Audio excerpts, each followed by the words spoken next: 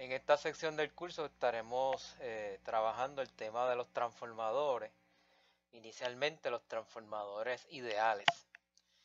Definiendo lo que es un transformador, pues un dispositivo que posee bobinados que están magnéticamente acoplados. Es capaz de cambiar niveles de voltaje y suplir potencia, ¿verdad? Esas son sus funciones. Tenemos un ejemplo del entrehierro, que generalmente es el iron core, está hecho de hierro, material ferromagnético, y entonces ahí se le añaden las bobinas de primario y de secundario, y cuando nosotros le aplicamos un voltaje, eso hace que fluya una corriente, y esa corriente a su vez crea un campo magnético en ese core magnético, ¿verdad? En ese núcleo magnético, e induce un voltaje en el secundario. El símbolo de este transformador sería este, ¿verdad? Se indica el voltaje de primario secundario con el número de vueltas en primario y secundario, que es el N1 y N2. A veces se utiliza el término terminal de alto voltaje y de bajo voltaje, ¿verdad? Eso depende del libro que uno esté utilizando, y otras veces pues primario y secundario. Viendo un ejemplo de un sistema de potencia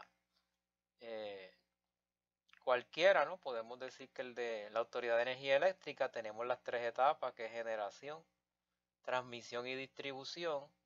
En generación están pues las plantas de la autoridad, Palo Seco, Costa Azul, Aguirre. Y en transmisión pues tenemos la parte de los postes, los transformadores y las líneas, los cables que transmiten la energía. En Puerto Rico pues los voltajes típicos son 230.000 y 115.000 para voltajes de transmisión alto.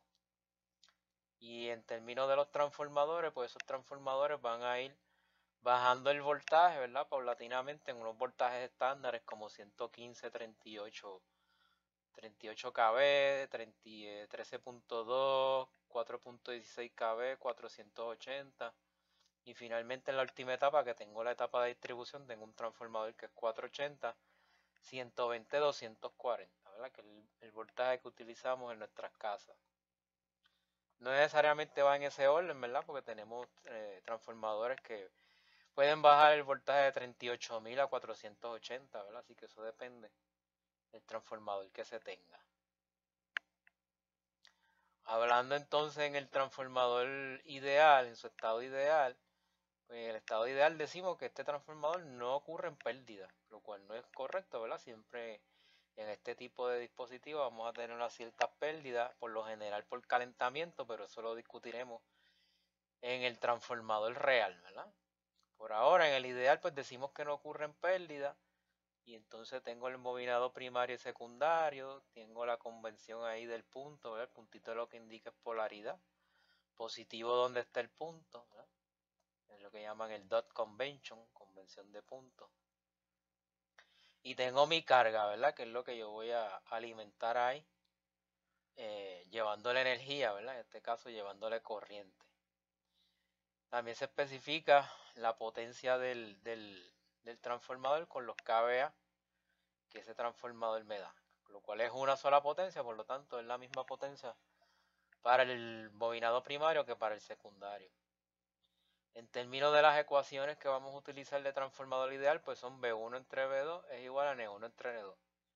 E I1 entre I2 es igual a N2 entre N1. Estas son las dos fórmulas que utilizamos para manejar los problemas de transformador ideal, y también de transformadores que no sean ideal va a aplicar la misma fórmula. Definiendo pues esos voltajes, pues B1 le llamamos el voltaje primario y B2 el del secundario, aunque ya dijimos que puede ser en otros textos voltaje de alto y voltaje de bajo. Corriente de primario I1 y 2 corriente de secundario. N1 es el número de vueltas del primario y N2 es el número de vueltas del secundario, ¿verdad? Si dividimos N1 entre N2, que en algunos textos le llaman la A, que es la razón de vuelta, esa división entre N1 y N2, pues le llamamos la razón de vuelta. En términos de valores nominales, que son los valores de manufacturero del transformador, pues yo puedo tener valores que me dice la potencia, como este ejemplo, 5 kVA, y el voltaje de 500 a 250, ¿verdad? 500 voltios para el primario, 250 para el secundario.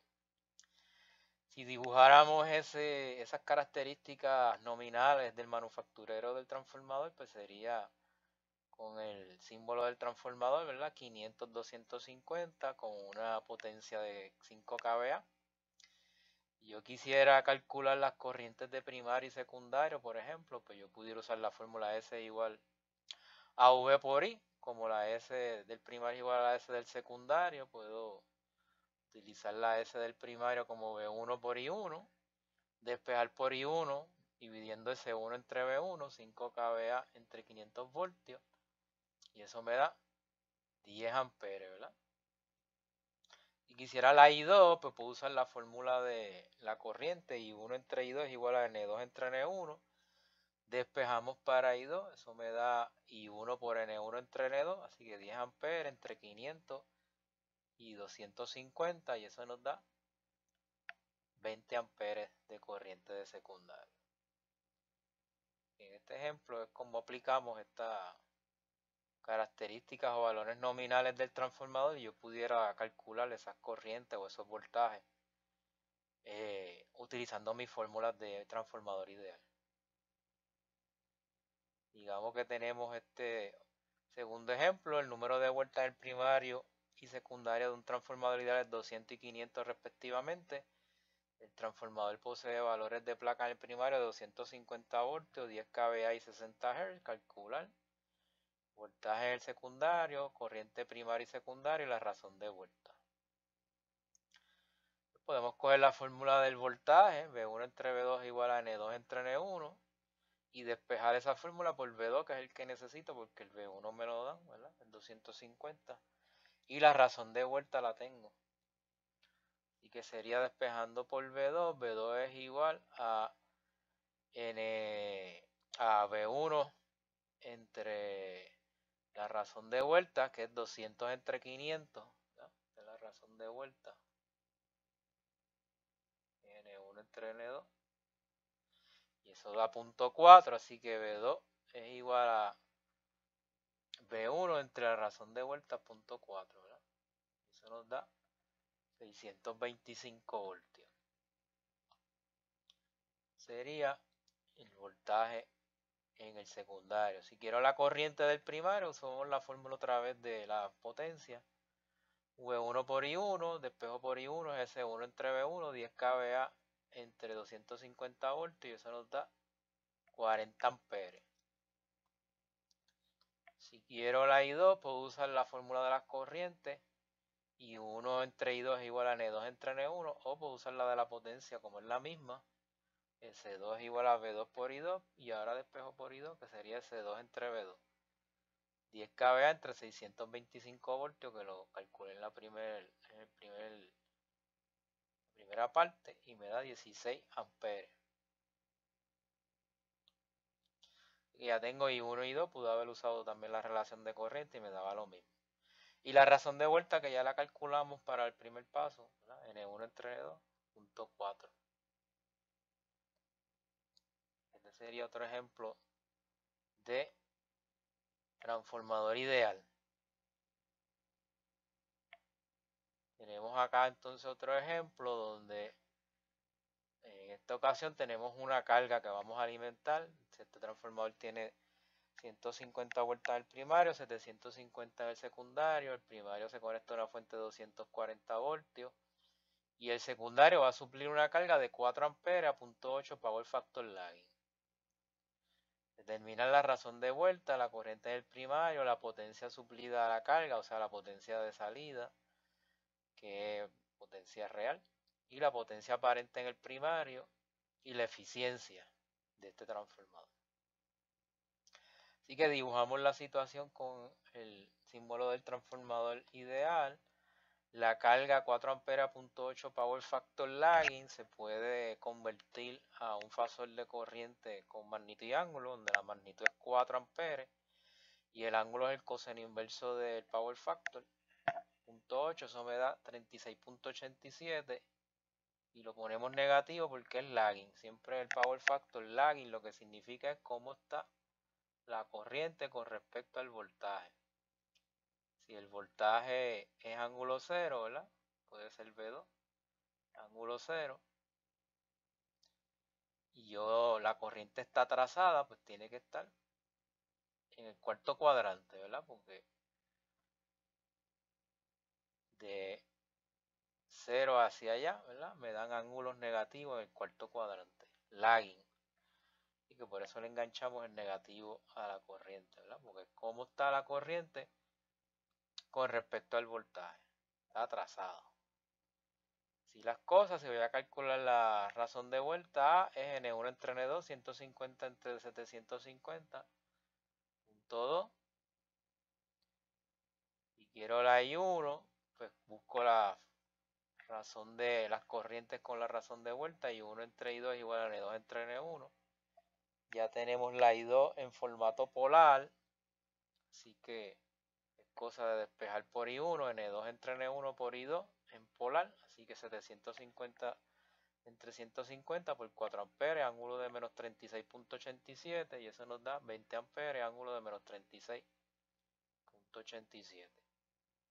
Y quiero la potencia de salida, la potencia real, usamos la fórmula que ya conocemos, voltaje por corriente por el coseno de Z, que es el power factor, ¿verdad? ¿Cuánto es el voltaje? Como es la salida, es V2 e I2, 1200 por 4 amperes por 0.8, ¿verdad?